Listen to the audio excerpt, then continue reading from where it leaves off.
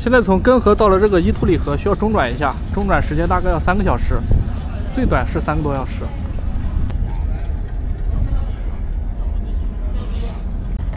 久违的绿皮火车，久违的绿皮火车。这边的火车都比较短啊，这一共是7节车厢，有的是一般是5节车厢，因为人没有那么多。现在到了这个候车室，还是比较迷你的、很小的一个候车室，看到吧？一共就这么大，就这一间小房子。把这个包寄存在这个火车站这边，因为它这边没有行李寄存处。那个工作人员说放这就行了，因为这边都有监控，不需要担心它丢或什么的。因为3个多小时背着的话太重了，而且又冷，在外面。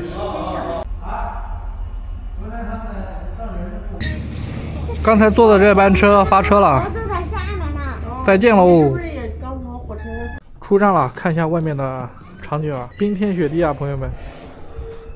这雪好厚啊！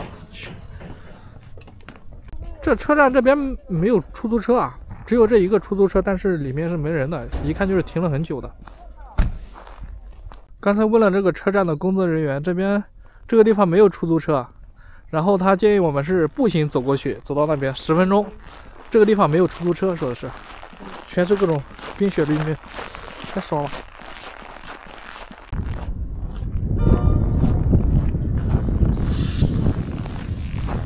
准备沿着这个火车轨道徒步走向漠河，就沿着火车轨道一路就到，走到尽头就到漠河了。哇，这个雪还挺深的。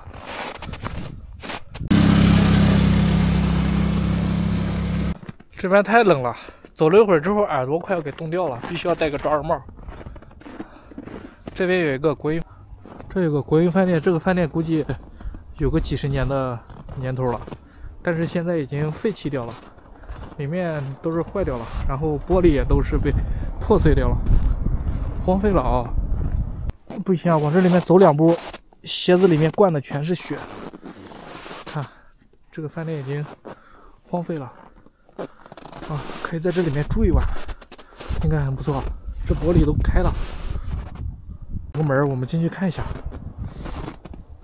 我靠！我操，这里面变成了一个垃圾间哦，全是那种废弃的垃圾。哇，你看这个饭店的规模，在很多年以前，在这边怎么说也算个数1数2的一个饭店了，国营饭店。但是现在都不行了，现在都荒废了，而且这个街道上都看不着人，很冷清。这边很多房子也都废弃掉了，你看都是荒废了。路上很难得能碰到几个人。看一下这个综合商店都已经生锈了。这边一般都是铁路工作人员或者说一些项目部的一些施工人员在这边居住的。去这个大富贵酒店找点吃的，因为这个在火车站门口就有它的广告牌。刚才溜达了几圈，别的那个吃饭的餐馆都没有开门，来这边看一下能不能做饭吃。不然的话还几个小时没饭吃呢，能进来就行。吃份砂锅啊，这边没有别的什么吃的，选择性不是很多。3个多小时，终于开始检票了，出发去加格达奇。哇，下了好大的雪，鹅毛大雪。满洲里到哈尔滨这趟车7904。然后时速120公里每小时。汽车厢软卧，上这个车。这个软卧2层，坐上了这个雪国列车，外面还在下着雪呢，好大。然后这是这个车厢里面，上面是上铺，这是下铺。一共2层，一个车厢4个铺。这边是门可以关上，这还有镜子，这有挂衣服的，这是放东西的，可以挺舒服的。到了加格达奇，我看一下这个火车下面全是结的冰啊，这下面全是冰啊。夜晚的加格达奇站。票上车。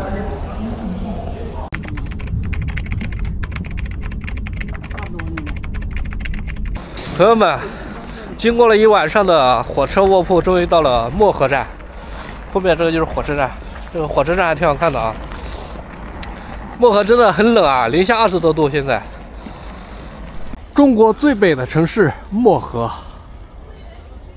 现在已经到了漠河住的地方，这就是漠河的县城啊。县城不大，它是一个县级市，所以说一般这边叫县城。现在去找家吃饭的地方吃早餐，因为刚下火车还没吃东西呢。哇，一进到室内，这个眼镜直接全部起雾了，什么都看不见。拿张纸擦一下。早饭还挺丰富的，这油条，这鸡蛋，这煎包，这煎包，这是油条，什么都有。馅饼、肉夹馍，这是豆腐脑、黑米粥。到了酒店，办好了入住，看一下酒店窗外的风景啊。住的是1楼，外面就是这个马路，全是雪，这个窗上也都是这种产生的这种水花，冰化了的。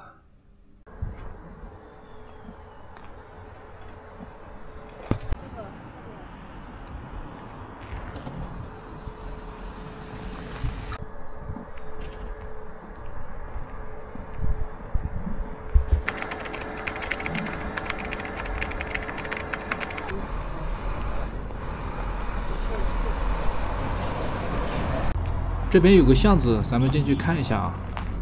这里面有好多这个煤炭，也是这边生活的主要的一个能源。这有一个小炉子也在烧着。看一下这边的小巷子，感觉走着还挺有生活气息的。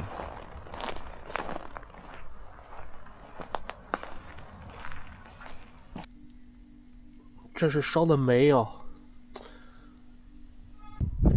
这很多是大窑的瓶子啊。这是东北最喜欢喝的一种饮料，内蒙产的。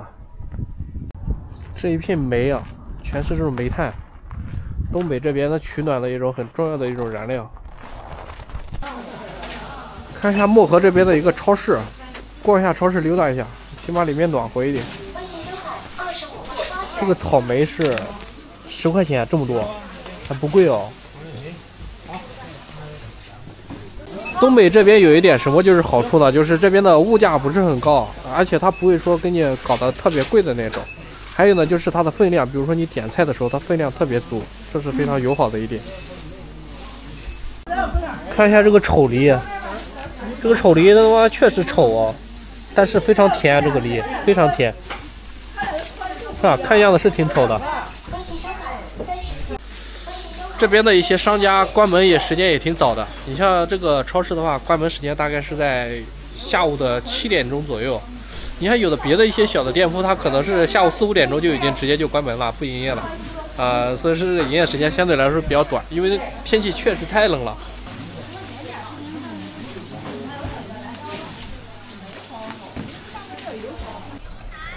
漠河县位于黑龙江省西北部，地处大兴安岭山脉的北麓，黑龙江上游的南岸，是祖国最北部的边陲县城，面积大概18000多平方公里。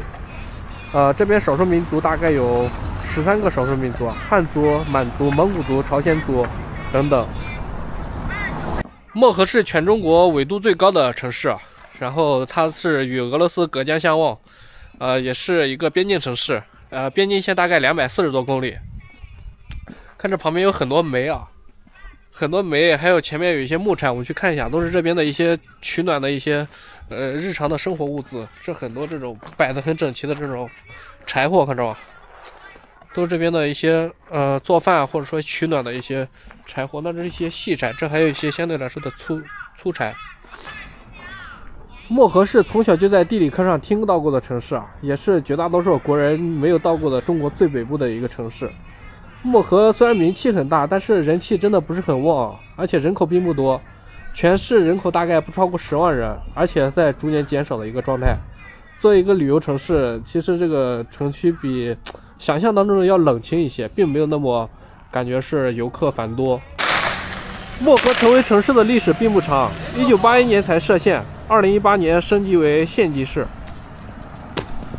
这是他们在抽鞭子啊，一种健身的一种运动。哇，这个小朋友啊，帅气。他在教他，这个不会。漠河这个主要的街道大概就是这个样子。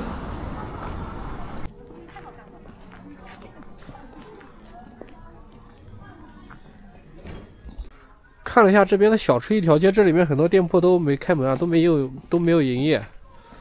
这里面都是关着门的，没营业，里面没人，没有灯，还有的是上了锁的。这边真的超级冷，看我穿了好几层啊，里面还有个羽绒服，还有抓绒，还有各种保暖的衣服，真的太冷了，零下30多度，朋友们。而且漠河这边最冷的时候，大概是有记录是零下53摄氏度。看一下这个屋檐上的那个冰溜子，好长的一个冰溜子。很多人可能小时候才见过，长大了都没有见过这么长的冰溜子了，看到吗？看一下这个将近有1米长的，这个都很长的。这边也有几个一排冰溜子，我们看一下，这很多是已经断掉了的，这已经断掉了的还这么长，你看到吗？而且好粗啊，有我的胳膊这么粗，超级粗。有时候啊，像在冬天，在这种北方、东北的这些地方，走在一些屋檐下，一定要抬头先看一下，或者说快速通过，以免这种冰碴子掉下来砸到头。这地方不用太担心，因为和视线差不多高，有的是在高处的屋檐上，它必须要提前看一下，不然的话容易砸到头，非常疼啊，甚至砸破。太冷了，朋友们，往前面找一个开门的一个店铺进去。看一下有没有什么吃的，先坐一下，太冷了，进去吹个暖气暖一下。这家是开门的，进去瞅一眼。在这边吃份烤冷面，东北烤冷面。对漠河人而言，最沉重的日期绝对是1987年的5月6号。然后这一天，大兴安岭这边多处起火，然后大火也是新中国成立以来最严重的一次火灾，然后这个次火灾造成的是211个人死亡，然后266个人烧伤。所以说这边有一个大兴安岭的5.6火灾纪念馆，一定要去看一下。但是刚才出门的时候问酒店的前台说，这个从过年的时候这个纪念馆已经在装修，已经关门了，然后最近几个月都没有开门，里面进不去，现在可能只能在外面去看一下。这边有一个70集，一个集市市场，但是远处看了一下，里面摊位都没有在开放啊，应该是天气太冷了，没有任何营业的摊位。朋友们，这边有一个狗肉大全，朝鲜的狗肉大全，吃狗肉的地方，而且这是收狗，但是说实话，这个不太敢放出来，因为拍这个的话，有人会说吃狗肉又要被骂一顿。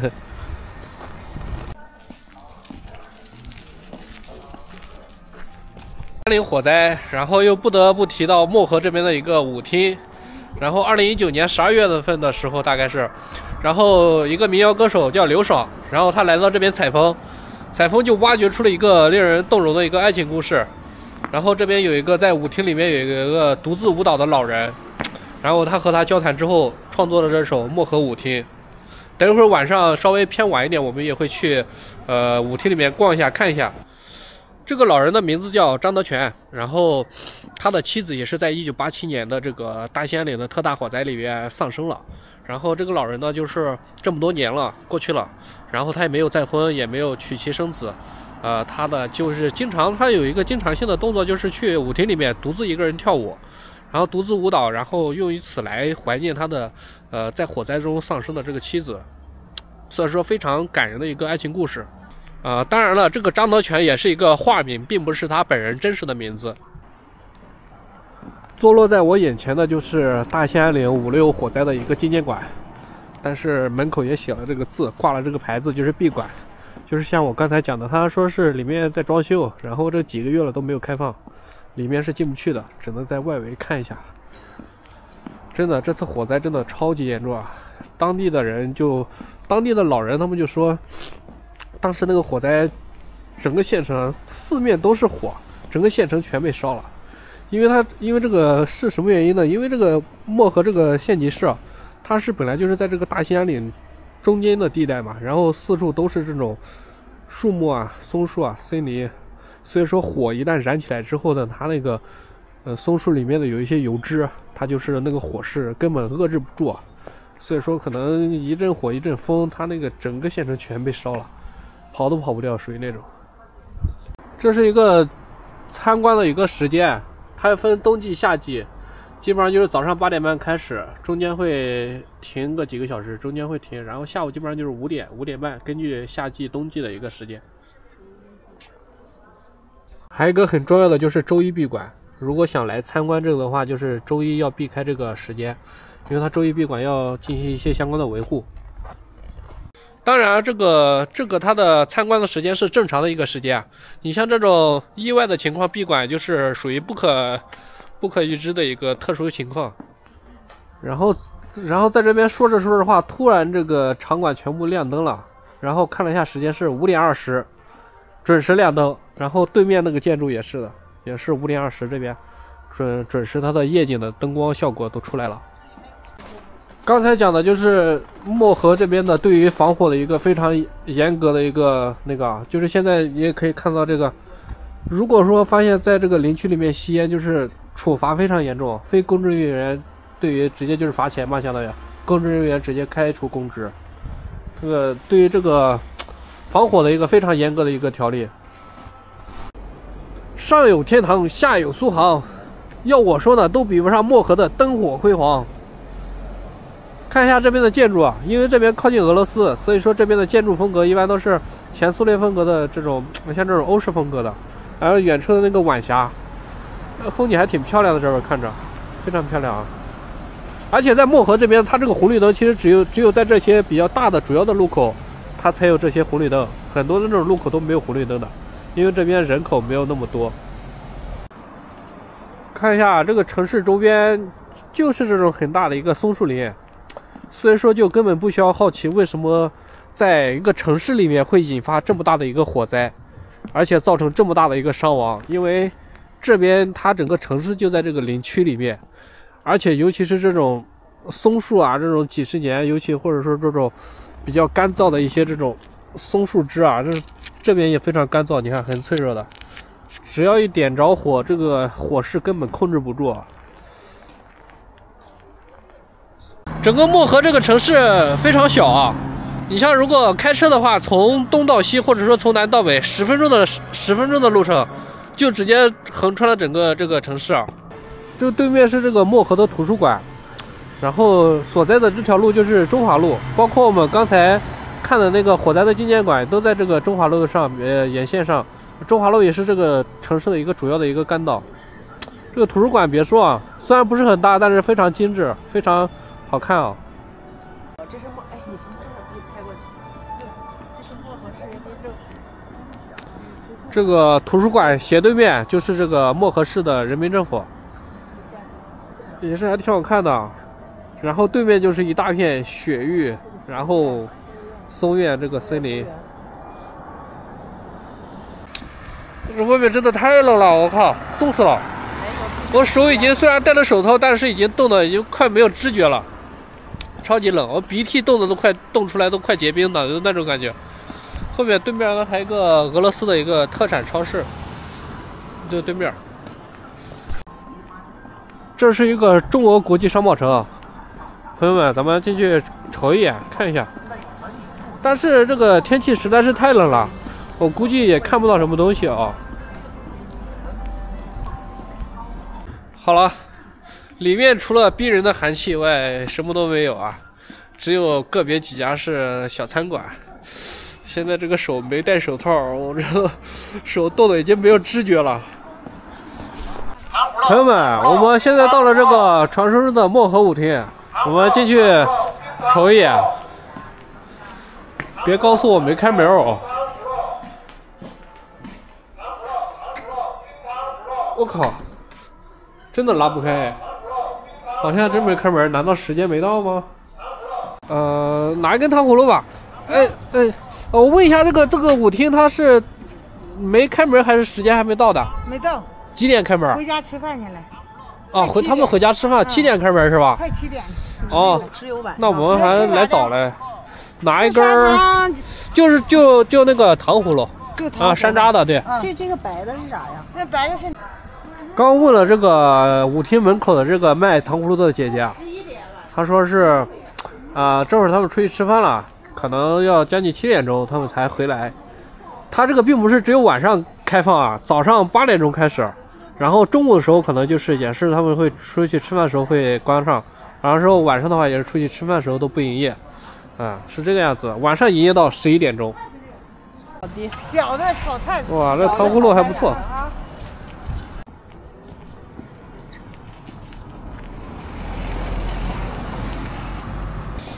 我们现在准备去找点东西吃，因为这个现在外面温度实在是太低了，扛不住了，零下30多度不是闹着玩的。现在就先去找点吃的，起码是在室内有暖气暖和一点。在这边真的不能长时间在室外，真的是顶不住的。现在7点钟了，我们重新来到了这个漠河舞厅，然后刚才也看到陆陆续续有人进去，人相对应该还挺多的。刚才吃饭的时候和餐厅老板聊天，老板说这个舞厅，一开始就叫舞厅2个字，然后因为那首歌火了之后呢，加了2个字叫漠河舞厅，所以说呢，那个什么爱情故事啊，老板说都是杜撰出来的，他们本地人都没有找到这个相关的故事，晓得吧？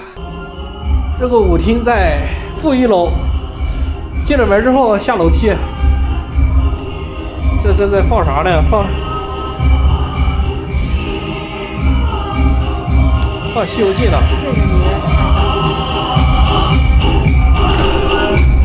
感受一下现在这个舞厅的氛围啊，老年 disco。